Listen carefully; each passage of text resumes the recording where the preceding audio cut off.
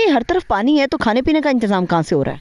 बस बाहरों मुलेर फिर गए लाए, उन्होंने पैसे देते लेते आए थे, खाना खाता आते फिर। सैलाब की वजह से यहाँ बहुत सारी बीमारियाँ फूटती हैं और उसमें बच्चे भी बड़े भी सब बीमार होते हैं, तो ऐसी सूरत में फिर आप लोग क्या करते हैं?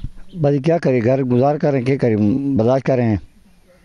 हुकूमत से क्या डिमांड है आपकी? हुकूमत से हमारा यही सवाल है कि हमें दोबारा बहाली के लिए हमारी सपोर्ट करे, ताकि हम नई सिरे से आबादकारी कर सकें। आप नए सिरे से आबादकारी करना चाहते हैं और ये चाहते हैं कि हुकूमत उस नुकसान का अजाला करे जिसको आप और आपका कुंबा यहाँ पर फेस कर रहा है। ये बड़ा तकलीफ दे अमर है कि 2 हफ्ते हो गए हैं और तिब्बी सहूलियात के लिए भी इनको कोई सहूलत नहीं मिल रही।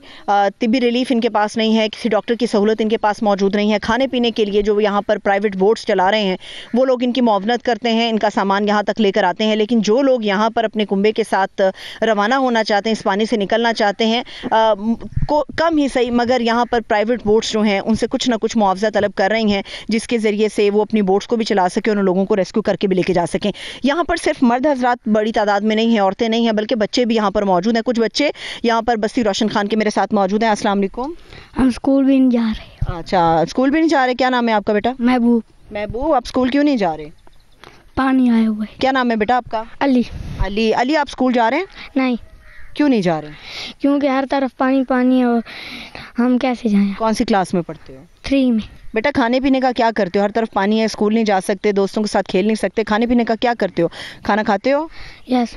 खाना किस तरह से आप लोगों के पास आता है? प्राइवेट बोर्ड्स के ज़रिए से आता है। मिस करते हो अपने स्कूल को, अपने दोस्तों को? हाँ। अपने टीचर्स को याद करते हो? हाँ।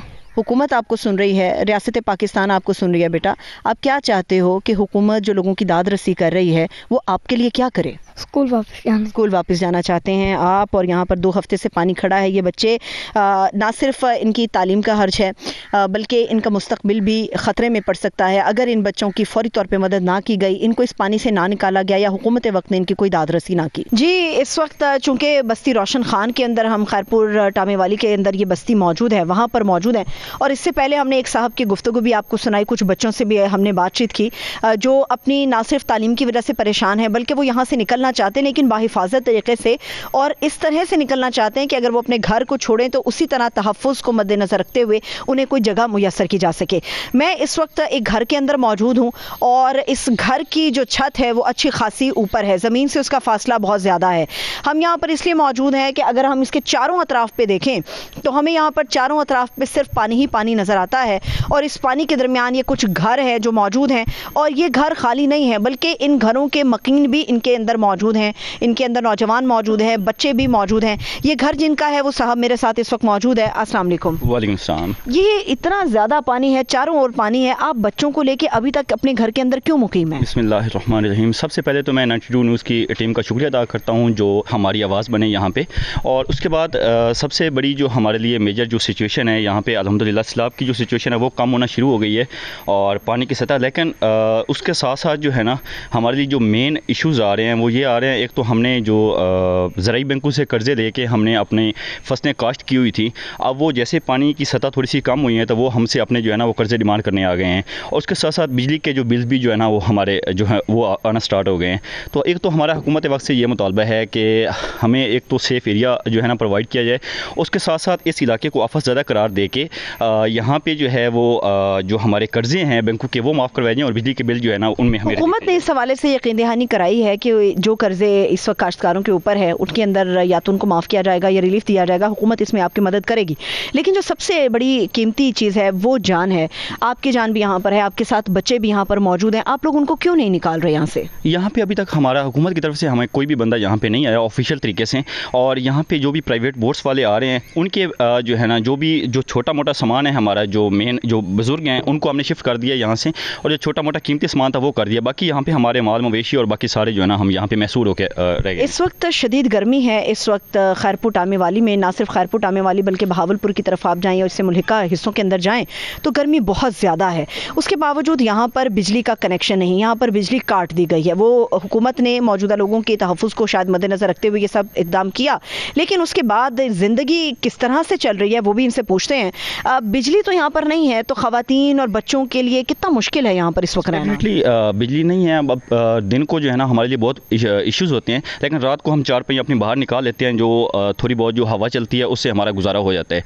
और बाकी खाने पीने में डेफिनेटली हमारे लिए मुश्किलात हैं, ताकि हुकूमत का, जिस वजह से आपको पता है कि हुकूमत का, आप पहले बता चुके हैं, कोई बंदा यहाँ पे नहीं आया, तो जो प्राइवेट बोट्स हैं उनके ज़रिए जो है ना हमें खाने पीने का जो सामान जो है वो हम पर्सनली उनकी तरफ जाके वो बाहर से जो है ना शहर से लेके जो है ना हम यहाँ पे आ रहे हैं। यहाँ पे बड़ी तादाद में बुज़ुर्ग भी थे इस बस्ती रोशन खान के अंदर, और उन बुज़ुर्गों को सेफली यहाँ से मुंतकिल कर दिया गया है।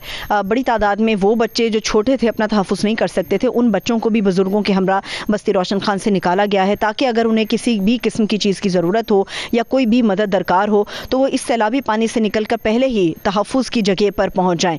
यहाँ पर काश्तकार हों या आम लोग हों, उनका बड़ी तादाद में मुतालबा यही है कि हुकूमत के लोग यहाँ पर आएँ, लोकल इंतज़ामिया आए, उनसे बात करे और उन्हें कायल करे कि वो सैलाब के इस पानी से निकल के अपने ख़ानदान के हमरा किसी एक तहफ़्फ़ुज़ की जगह पर मुंतकिल हो जाएँ, जहाँ पर हुकूमत उनके तहफ़्फ़ुज़ की यकीन दहानी कराए। आपको कहेंगे, इस वक्त मैं खैरपुर टामेवाली के मौज़ा शाह मोहम्मद के अंदर मौजूद हूँ। यहाँ पे शदीद गर्मी है और मेरे बिल्कुल अक़ब के अंदर सिर्फ पानी ही पानी यहाँ पर नज़र आ रहा है। यहाँ इस पानी के अलावा कोई आपको लोग नज़र नहीं आते। उसकी सबसे बड़ी वजह यह है, हालांकि इसके साथ जो जुड़े हुए मौज़ाजात हैं उनकी तादाद बहुत ज़्यादा है। खैरपुर टामेवाली को 107 मौज़ाजात जो हैं वो लगते हैं और 39 मौज़ाजात ऐसे हैं जो मुकम्मल तौर पे पानी के अंदर डूब चुके हैं। बड़ी तादाद में आबादी इन मौज़ाजात के अंदर मुकीम थी, लेकिन चूँकि उनकी दादरसी नहीं की गई तो वो लोग यहाँ से कूच कर गए हैं। यहाँ से तकरीबन 35 किलोमीटर के फासले के ऊपर बहावलपुर है, लेकिन इस पूरी 35 किलोमीटर की पट्टी के ऊपर कहीं पर भी हमें हुकूमत की तरफ से इन मुतासरीन की दादरसी नज़र नहीं आती, कहीं पर कोई खैमों का इंतज़ाम नहीं किया गया।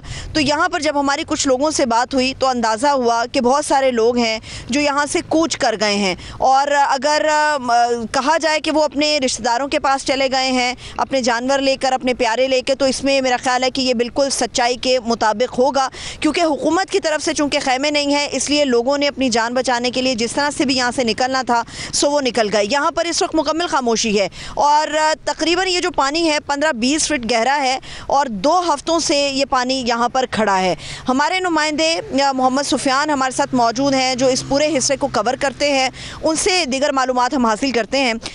मुझे ये बताइएगा सुफियान कि पहली बात तो ये है कि कोई भी शहर, कोई भी जगह लावारिस नहीं है। यहाँ पर हमारे अंदाजे के मुताबिक रियाज हुसैन पीरज़ादा साहब जो गवर्नमेंट का हिस्सा हैं, जो वज़ीर आबपाशी हैं काजिम साहब, वो भी गवर्नमेंट का हिस्सा हैं, तो उसके बावजूद यहाँ पर कोई हमें इमदाद का सामान या लोगों की तसल्ली के लिए कोई काम नज़र क्यों नहीं आ रहा? असल पे मैम ये है कि वहाँ से तो इमदाद आती है, आगे जो हमारे जो इंतज़ामिया है जिनके हाथ जो इमदाद भेजी जाती है वो जो है वो जो मुतासरीन हैं उन तक जो है वो इमदाद नहीं पहुँचाते, सिर्फ फ़ोटो सेक्शन करते हैं। मसला अगर 500 बैग आया है तो 10-15 बैग देकर बाकी जो है वो बस उसी ट्रक में जो है वो बैग वापस चले जाते हैं। तो जिस वजह से अब उनको तो नहीं पता कि हमारा जो सामान है वो क्या वो मुतासरीन तक पहुँचा है या नहीं पहुँचा, बस उन्होंने तो भेज दिया। आगे जो इंतज़ामिया है वो इस पर जो है ना काफ़ी जो है ना लोगों को परेशान। बिल्कुल इसके इस सड़क के बिल्कुल उस तरफ, दूसरी तरफ यहाँ पर 2 कैंप हैं, लेकिन उन दोनों कैंपों का ताल्लुक हुकूमत से नहीं है। वो प्राइवेट अफराद ने 2 कैंप लगाए हैं।